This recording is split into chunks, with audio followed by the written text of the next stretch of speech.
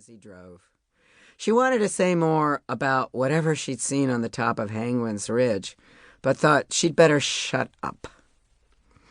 They pulled into the kennel just as a weary Doug Kinzer walked in, a gorgeous hound trailing behind him.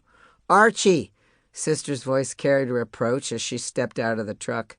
"It's not like Arch." Shaker stared hard at Archie, who stared sweetly back. "Good work, Doug." Sister complimented the young man, a man so incredibly beautiful that Zeus would have made him a cupbearer on Mount Olympus. As Douglas led Archie, the hound, to the male side of the kennel, he said, sitting in front of a fox den, he wouldn't budge. He was pretty funny. He knows to come when he's called, but it's hard to fault a hound who hunts and dens his fox. Sister walked over to Archie, one of her favorites. "Arch, did you try to dig that fox out?" "No, I was waiting him out," a determined Archie answered. "Soft-hearted women ruin good packs of hounds," Shaker said. "So do hard-hearted men, especially bull-headed ones. Good night." "Night, boss." Shaker tipped his hat to her as she set off on the half-mile walk to her house. He knew better than to offer her a ride. He walked into the central section of the foxhound kennel, the feeding room. The housing for the hounds was built around this square and neatly divided in half by a concrete wall. Males to the left, bitches to the right. Outbuildings off this core kennel housed sick hounds segregated for their own good. Another building was the nursery, a place for bitches or gyps, as they were known, to birth and raise their puppies.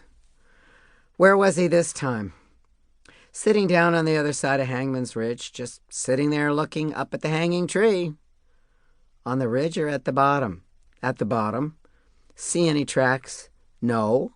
See anything on the ridge?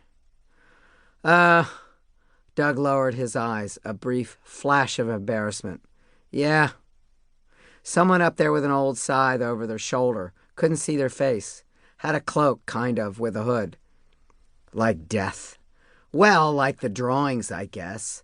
I called Archie to me and bent down to check him over, and when I stood up, whoever it was gone.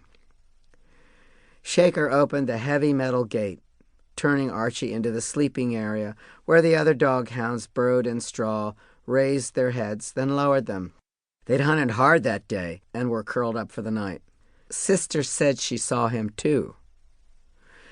An audible sigh of relief escaped Doug's lips. "Thought you were hallucinating?" Shaker laughed. "Was pretty weird. Certainly sounds like it. I didn't see a thing. Now I wished I'd seen him, or whoever. Gave me the creeps." Shaker glanced around the kennel. Everything was in order. "Let's clean the tack. I hate getting up in the morning to dirty tack." About a quarter of a mile on the north side of Hangman's Ridge, running parallel to it, was Soldier Road, so named because during the Revolutionary War, the recruits hurried down the road to gather at the town square. Along that road at sunset, Fontaine Buruss was driving his sleek Jaguar back into town. He'd conveniently forgotten that he'd promised to repair the coupe he'd banged up during the morning's hunt. His mind was focused on meeting a lady for mutual pleasure.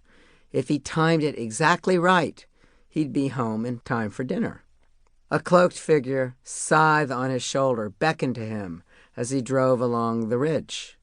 With his right hand, he waved Fontaine toward him. Fontaine slowed, then sped up.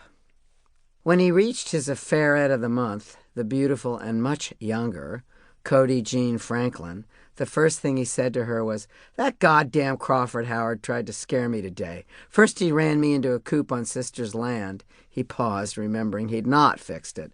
"And then the silly ass, dressed as the angel of death, waved me to him from Hangman's Ridge." "How do you know it was Crawford Howard?"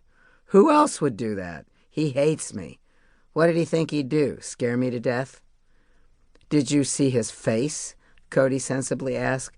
"No. The hood was over the face, but it was Crawford all right. I'd bet my life on it." He started to fume and was ready to say he'd get even with that Yankee son of a bitch, but then he noticed the time, considered his purpose in being there. "I brought you a present." He reached into his tweed coat pocket, retrieving 2 small packages.